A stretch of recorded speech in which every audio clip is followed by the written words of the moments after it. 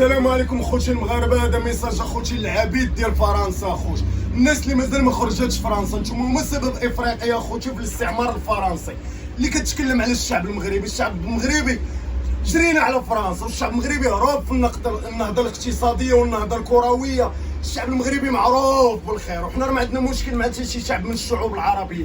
حنا نحبوا الجيري ونحبوا توت لي زاراب. من نتوما اللي الاعلام ديالكم تابع للكبرانات وتابع لفرنسا، انت اللي راك تقول لي تبوسوا لي الدين.